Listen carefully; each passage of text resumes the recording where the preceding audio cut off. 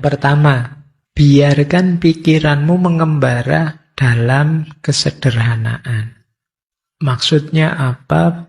Berpikirlah seluas mungkin, menjelajahi macam-macam, tapi jangan terikat oleh keinginan-keinginan atau teori konsep-konsep yang rumit. Tambah pengalaman sebanyak mungkin, tidak masalah. Baca buku sebanyak mungkin, belajar sebanyak mungkin, tidak masalah, tapi tidak harus kemudian ambisius.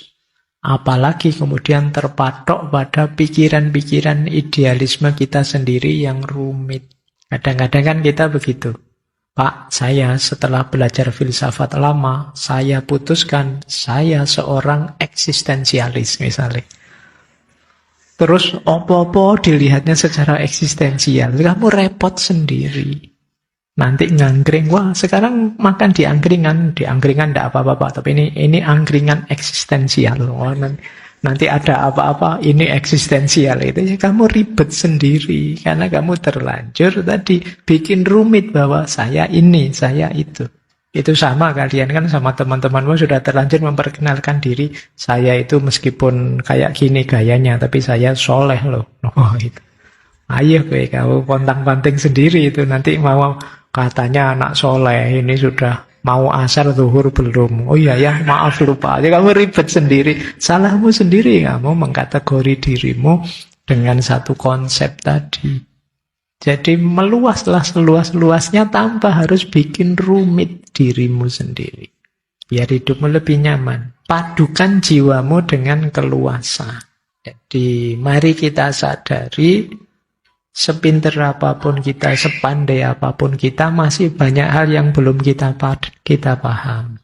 Mari kita jangan egois, mari kita merasakan diri kita sebagai bagian dari satu sistem besar. Jadi hidup ini jangan menganggap dirimu satu-satunya yang penting. Setiap entitas punya nilainya sendiri. Jangan dikira kalau kamu jahat atau jelek, efeknya ke dirimu saja. Lingkunganmu juga kena. Kalau kamu baik juga begitu. Ini namanya kesadaran yang meluas. Kalau kamu jahat, itu kamu tidak bisa egois bilang, biar saja Pak, jahat-jahat saya kok. Nggak akan ada yang kamu begitu. Cerewet-cerewet saya ngapain? Loh enggak, kalau kamu jahat, kalau kamu jelek, nanti semua yang berkaitan denganmu kena. Kamu anaknya siapa sih kok jahat banget loh? Orang tuamu kena. Kamu kakaknya siapa? Adiknya siapa? Kamu kok cerewet banget? Saudaramu kena. Daerahmu kena. Kamu anak mana sih? Kena daerahmu. Nanti kalau kamu ke luar negeri, kelakuanmu ngisin-ngisin, kamu orang negara mana sih? Negaramu kena. Jadi jangan dikira kamu itu sendirian. Kesadaranmu perluaslah. Jangan hanya mikir egomu sendiri. Jadi kalau mau melakukan sesuatu, sadari ini. Wah, itu saya mau sih agak nakal-nakal dikit itu. Tapi nanti orang tuaku bagaimana? Teman-temanku bagaimana? Orang kampungku bagaimana? Nanti kalau ada apa-apa kena semua. Terus kamu mulai lebih hati-hati, lebih taktis melakukan sesuatu. Saya pingin sih ketat dengan idealismeku, tapi kalau nanti saya seketat itu, nanti efeknya mungkin ke teman-teman, ke saudara-saudara. Jadi ini padukan jiwamu dengan keluasan. Kemudian ikuti segala sesuatu sebagaimana adanya. Terima kenyataan apa adanya, jangan memaksakan kehendak. Mengalir saja, fleksibel. Kemudian jangan beri ruang bagi pandangan pribadi. Pandangan pribadi itu maksudnya jangan hanya mementingkan diri sendiri. Lihatlah segala sesuatu secara lebih objektif. Perspektif kita tidak selamanya benar. Kalau kita bisa 1, 2, 3, 4 ini, maka dunia akan tertib. Berpikir yang tidak terlalu bikin rumit, jiwa yang luas, tidak egois, menerima kenyataan apa adanya, tidak memaksakan kehendak, dan objektif. Tidak hanya mikir kepentingan sendiri. Dunia ini maka akan tertib. Kalau kita bisa melakukan ini, pada akhirnya, kata Sangsi, Bagi pikiran yang tenang, seluruh alam semesta pasrah. Jadi kata beliau, ayo kita punya pikiran yang tenang, yang tidak sibuk terus-menerus. Cirinya apa? Yaitu ada beberapa narasi sebenarnya, syarahnya quotes ini. Pikiran tenang itu pikiran yang bebas dari kerisauan dan kecemasan. Ciri pertama. Ciri kedua, pikiran tenang itu pikiran yang tidak terikat. Diingat-ingat ya, tidak terikat. Bukan berarti tidak punya. Punya sih, tapi tidak terikat. Tidak terikat itu fleksibel saja. Tidak terikat pada keinginan, penilaian, atau pikiran yang berlebihan. Ya tetap berpikir, ya tetap menilai, ya tetap punya keinginan, tapi tidak terikat.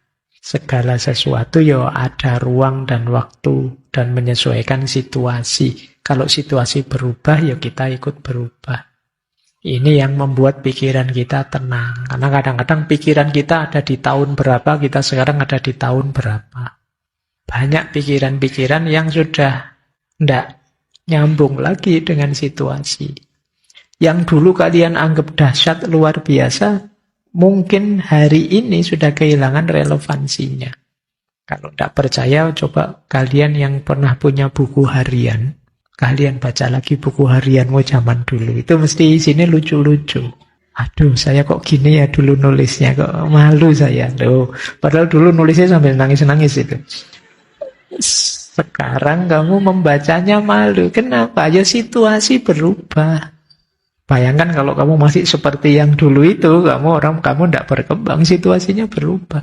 Bukan berarti tulisanmu keliru atau salah. Pada zamannya itu memang luar biasa, menggetarkan bagimu. Sekarang sudah beda. Itu pikiran. Kemudian pikiran yang tenang adalah pikiran yang bisa sepenuhnya menerima saat ini.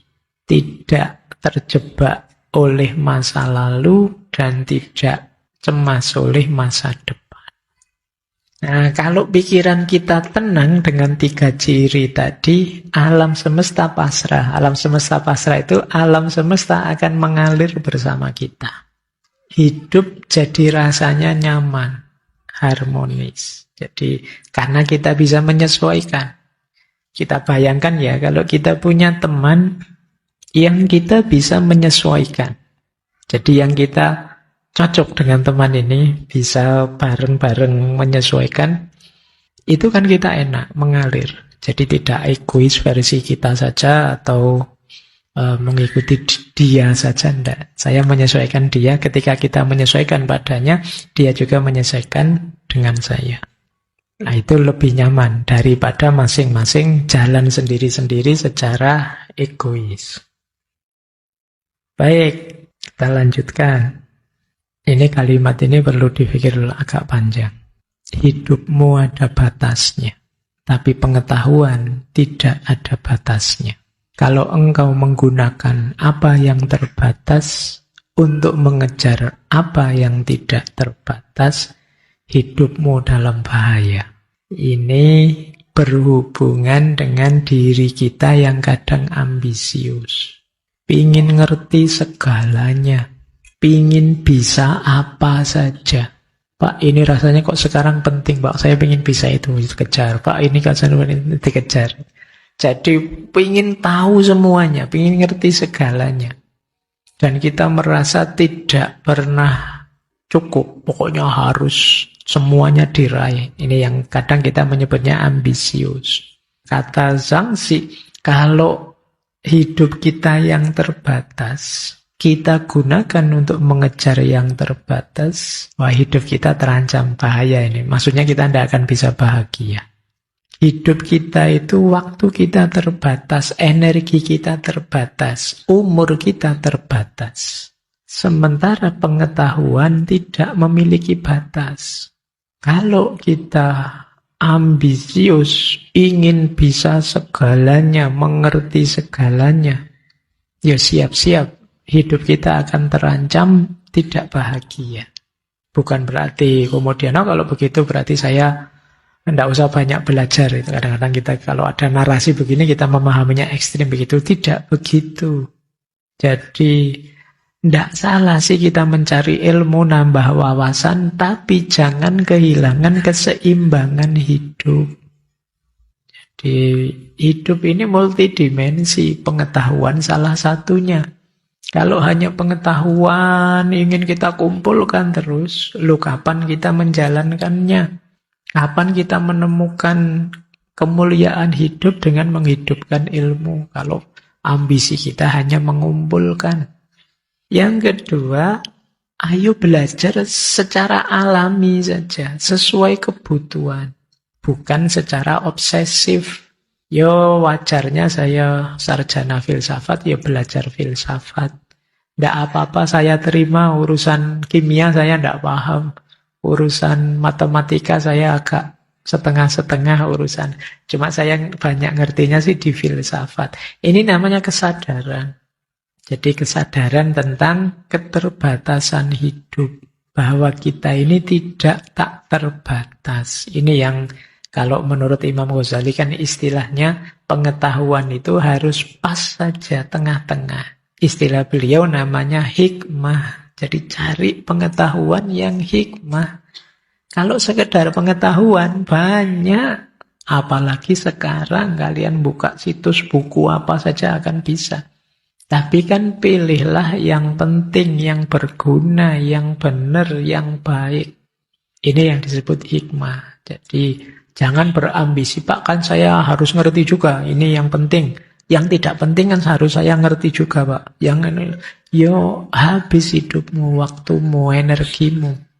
Jadi pilih yang memang relevan, cocok, sesuai, berguna, maslahat. Jangan sampai waktu kita habis untuk hal-hal yang ternyata tidak terlalu penting. Waktu kita terbatas, energi terbatas, umur kita juga terbatas. Bahkan diri kita terbatas. Ini kalimat beliau selanjutnya yang untuk menegaskan itu. Seekor katak di sumur tidak dapat membahas samudra, sebab dia terbatasi oleh ukuran sumur. Serangga musim panas tidak bisa membahas es, karena dia hanya tahu musimnya, wong dia hidupnya di musim panas. Pikiran ilmuwan yang sempit tidak dapat membahas tahu, sebab dia terbatasi oleh teori-teorinya. Sekarang engkau telah keluar dari lembahmu dan melihat lautan luas. Engkau mengenal kelemahanmu, sekarang saatnya membahas prinsip-prinsip besar bersamamu. Jadi maksudnya apa? Mari kita sadari batas kita. Kemudian kalau sudah itu, ya kita lebih terbuka untuk memperluas batas kita pelan-pelan, tidak masalah. Tapi tetap kita sadari kita itu ada batas. Pemahaman kita itu kan terbatasi oleh pengalaman kita, pengetahuan kita. Tidak usah kaget misalnya di YouTube, Pak, yo kalau tokoh ini kok bilangnya begini, tokoh itu bilangnya begitu. Masing-masing tokoh ini menjelaskan sesuai pengalaman mereka. Sesuai guru yang mereka percaya, sesuai buku yang mereka baca. Yang lain mungkin punya pengalaman yang berbeda, guru yang berbeda, buku yang berbeda. Dan itu alami saja. Kita yang sering tidak terima, kita cocok dengan tokoh ini sih. Kalau tokoh ini enggak, terus kita menerima yang ini, menolak yang itu, menggugat yang ini, kemudian memuji yang itu. Kita lupa bahwa masing-masing punya sejarahnya sendiri sehingga jadi begitu. Jadi ini makanya jangan disalahkan serangga musim panas tidak ngerti es ya, karena dia memang tidak pernah ngalami es. Jadi kita juga begitu. Kalau ada yang bilang, alah Pak Faiz itu apa-apa kok filsafat. Lah saya ngertinya filsafat. Nanti kalau disuruh pakai sudut pandang kimia malah kacau. Kalau disuruh pakai sudut pandang matematika malah tolah-toleh nanti saya. Jadi memang ngertinya saya filsafat. Jadi wajar saja. Nanti orang lain punya perspektif berbeda. Jadi yang penting apa? Kita sadari keterbatasan kita, kemudian kita terbuka. Terbuka itu ini loh Pak, sampean kan ngertinya filsafat. Kalau dari sisi ilmu psikologi itu begini loh Pak. Oh kalau dari sisi ilmu biologi itu begini loh Pak. Ini kita terbuka menerima masukan. Jadi ini sikap mental ideal menghadapi pengetahuan tadi karena isinya pengetahuan itu kan bagian yang nanti kita kuasai tadi, kita cari yang penting, yang berguna biar waktu kita tidak habis, kita sadari keterbatasan kita, kemudian kita terbuka untuk mendapatkan masukan-masukan. Kita lanjutkan. Nah, ini juga untuk menyadarkan kita. Manusia menghargai apa yang ada dalam lingkup pengetahuan mereka. Namun mereka tidak menyadari betapa bergantungnya mereka pada apa yang ada di luar lingkup tersebut. Dalam hidup ini kadang-kadang kita menganggap yang penting itu hanya yang kita ketahui saja. Padahal hidup ini kompleks dan banyak hal yang tidak kita ketahui, itu juga pengaruhnya besar untuk hidup kita. Ini kadang-kadang yang manusia itu mengabaikan apa yang di luar jangkauannya. Seolah-olah yang di luar jangkauannya itu tidak penting. Ngaji ini misalnya, kalau teman-teman saya suruh coba sebutkan 5 hal yang paling penting dalam ngaji ini. Itu mungkin sampai nyebut filsafatnya, sayanya, takmirnya, mungkin jamaahnya. Kalian lupa misalnya tukang yang bangun masjid ini. Itu kan ya ada, ya penting juga. Kalau tidak ada tukangnya masjidnya tidak ada. Listriknya itu mungkin kalian lupakan. Pabrik laptop kalian lupakan. Kalau tidak ada pabrik laptop, tidak ada laptop ini. Laptopnya tidak ada, ngajinya tidak maksimal. Kalian dengarkan suara saya saja, ngantukmu double. Tidak ada slide-nya. Lah itu kalian anggap tidak penting, tapi ini penting. Lalu kadang-kadang kalian tidak anggap. Kadang-kadang kalian kan ngamuk, misalnya ada supir-supir truk yang muat apa itu kok ya-yaan ya. Ini kalian merasa tidak butuh sama sekali dengan itu. Padahal mungkin dia ialah yang ngangkuti sembako yang tiap hari kalian makan. Dialah nanti yang bawa LPG dan lain sebagainya. Yang kalian pakai tiap hari, yang kalian ngantri. Baru ketika sekarang harus ngantri, kalian baru sadar. Ternyata penting ya truknya LPG itu, kamu harus nunggu. Kemarin tidak kamu anggap sama sekali. Nah ini jadi kita itu sering menganggap penting apa yang kita ketahui. Kita lupa ada banyak hal yang luput dari pengetahuan kita. Dan itu juga penting. Maka jangan dikira hal penting itu hanya yang kalian anggap penting saja. Ada banyak hal lain yang luput dari jangkauanmu, yang kadang kau anggap tidak penting. Itu kuasanya Tuhan ya. Itu justru dari situ hidup ini bisa tetap berjalan. Tanpa itu semua sekompleks itu, dunia ini tidak seperti ini. Bayangkan kalau dunia ini berputar sejauh yang kita tahu dan kita anggap penting saja. Itu mesti kacau sudah. Untungnya meskipun tidak muncul sama sekali di kepala kita, tetap berjalan juga. Jadi tidak pernah terbayangkan oleh kita, padahal itu penting. Dan itu tetap juga berjalan. Sampai termasuk mungkin binatang-binatang paling kecil, apa yang itu mungkin secara tidak langsung ada efeknya. Kayak bahkan termasuk binatang-binatang pengurai yang ada di kamar mandimu, itu kan kamu tidak pernah jadi hitunganmu. Bayangkan kalau dia tidak berfungsi, wow itu WC-mu tidak ada 1 bulan penuh, itu kan ya mengacaukan ritme hidupmu. Tapi selama ini itu tidak jadi bahan pertimbanganmu. Jadi mari kita sadari ini. Jadi manusia menghargai apa yang ada dalam lingkup pengetahuan mereka, namun tidak menyadari betapa bergantungnya mereka pada apa yang di luar lingkup tersebut.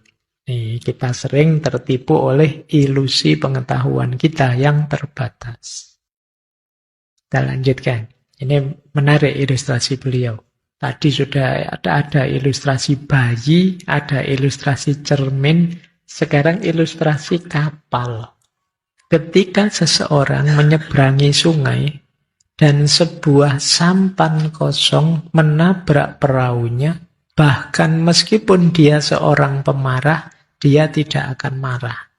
Tapi kalau dia melihat ada orang di atas sampan itu, dia baru akan marah meneriaki orang itu agar minggir. Kalau tidak terdengar teriakannya, dia akan berteriak lagi dan lagi, lalu maki-maki.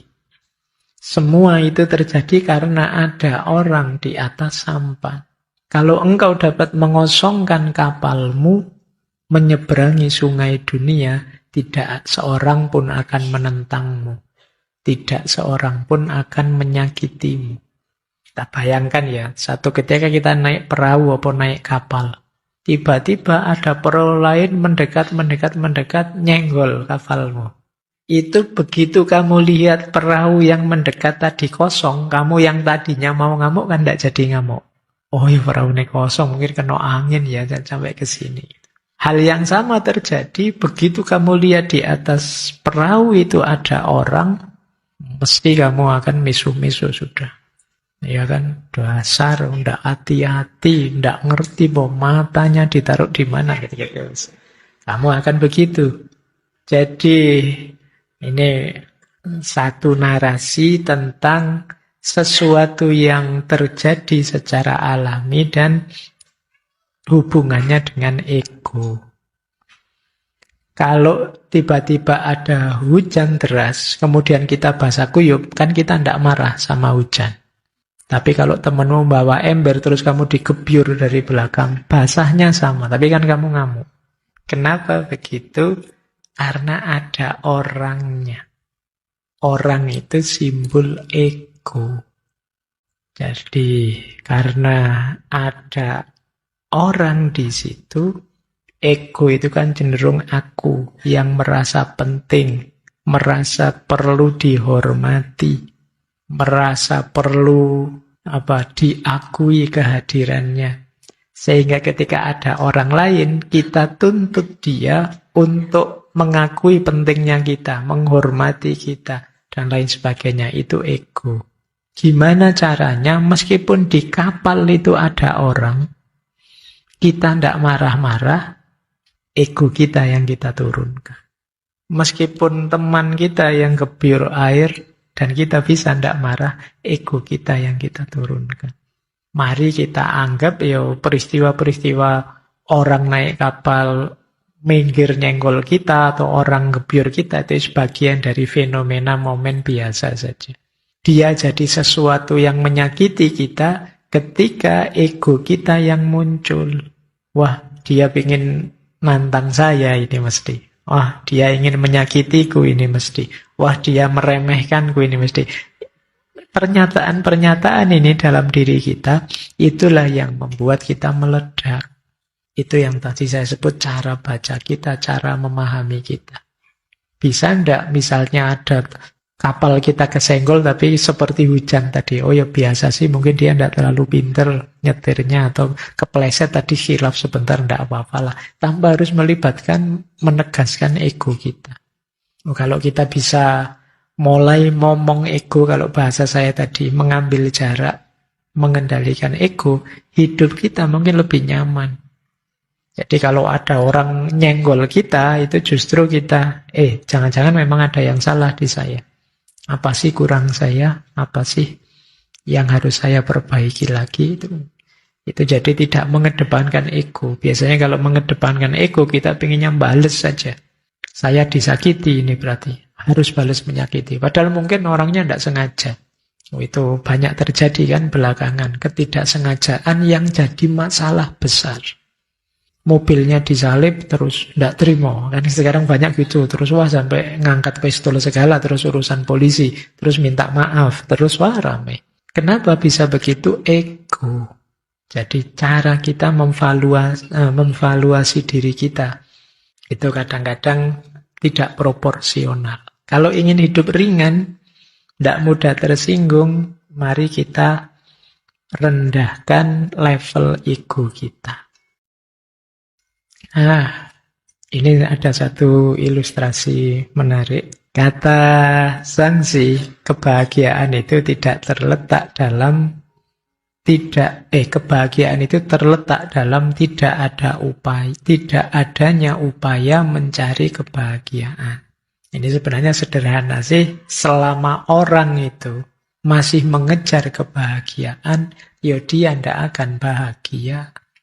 Namanya saja mengejar. Caranya untuk bahagia apa? Ya jangan dikejar, dinikmati saja. Diterima saja situasi dan kondisi saat ini. Tapi kan kadang-kadang rasanya pahit, Pak. Level bahagiamu luar biasa kalau dalam kepahitan pun kamu bisa nyaman. Masih bisa bahagia. Ya nanti ini sebenarnya lagi-lagi ada hubungannya dengan ego. Jadi kemampuan kita mengontrol aku, diri kita sendiri. Ini lanjutannya ego tadi ya. Beliau menarasikan begini. Misalnya kita gegeran dengan orang. Betapa absurdnya kalau kita itu bertengkar dengan orang lain, rebutan kebenaran. Misalnya kata Zhangzi, kamu dan saya bertengkar. Jika kamu mukul saya, apa itu berarti kamu benar dan saya salah? Jika saya yang memukul kamu, apa itu berarti saya benar dan kamu yang salah? Apakah salah satu di antara kita benar dan yang lain salah? Ataukah kita berdua benar atau kita berdua salah? Jika kamu dan saya tidak tahu jawabannya, orang lain pasti lebih bingung. Siapa terus yang harus memutuskan yang benar? Haruskah kita minta orang yang setuju dengan kamu untuk memutuskan? Tapi jika dia sudah setuju dengan kamu, bagaimana dia bisa memutuskan dengan adil? Haruskah kita minta orang yang setuju dengan saya? Bagaimana dia juga bisa memutuskan dengan adil?